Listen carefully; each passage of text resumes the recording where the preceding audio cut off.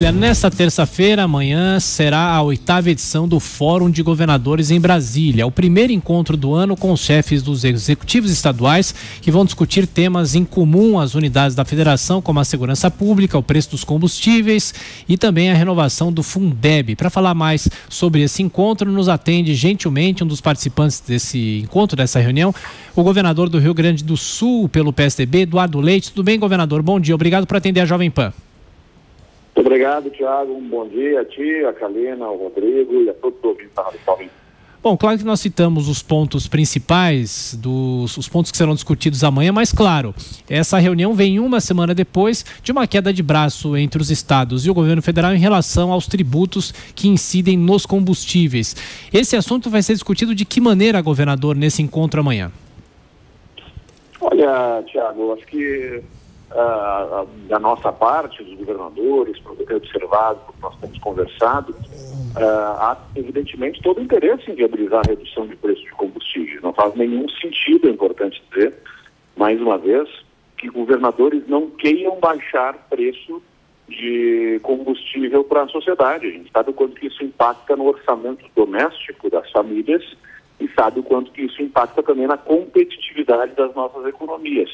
O nosso grande desejo, ele depois da recessão econômica que se experimentou e da tímida recuperação econômica que o país tem tido nos últimos anos, é poder incentivar nas nossas economias a geração de empregos. Isso é pauta comum para os governadores. É claro que o preço dos combustíveis também afeta a competitividade. Então nós queremos também, não tem nenhum desafio, não tem presidente da República de um lado e governadores de outro, como se os governadores fossem malvados e colocassem o ICMS alto sobre os combustíveis, porque eles gostam de tirar dinheiro da população através de impostos. Não faz nenhum sentido esse pensamento. Então, o que entendo que vai ser levado ao fórum é, bom, se o presidente tem um plano aí para colocar, para reduzir, para zerar o ICMS do combustível, nós queremos que, já que o presidente não nos chama para uma reunião, eu defendo que nós, então, peçamos nós a reunião.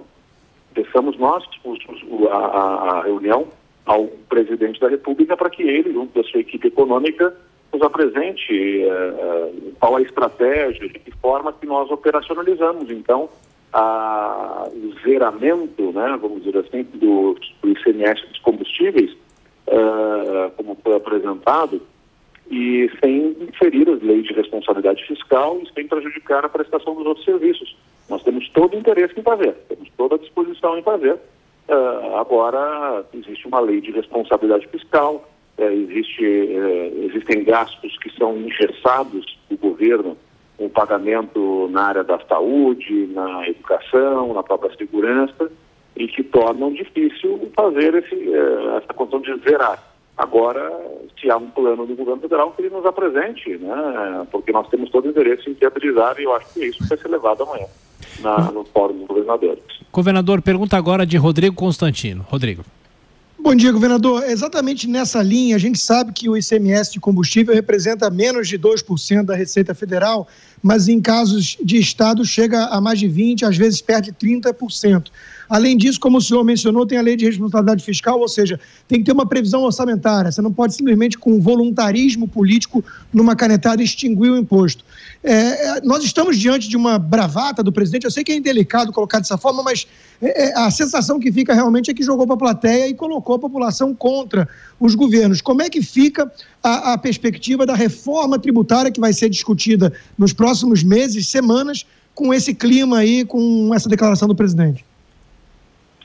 Olha, Rodrigo, esse é um outro ponto que falasse da reforma tributária, porque, de fato, na reforma tributária que os governadores defendem, que inclui o ICMS e os impostos municipais também, os impostos estaduais e municipais, esse tributo, se fosse convertido do ICMS para um IVA, né, um imposto de valor agregado, um imposto de bens e serviços, seria, evidentemente, menor do que os 30% do ICMS no combustível, seria em torno de 12% a 14%. No projeto que tem do Bernardo Api, por exemplo, que é levado adiante pelo Baleia Rossi no Congresso Nacional. Infelizmente, o governo federal até aqui tem tratar da reforma tributária sem incluir os impostos municipais e estaduais. Isso significaria manter o ICMS na forma em que ele existe atualmente, o que nós entendemos que não deve acontecer.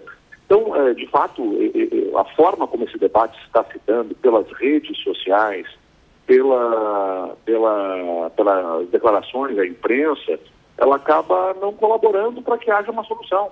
É um tema complexo, envolve 3 níveis de governo, né?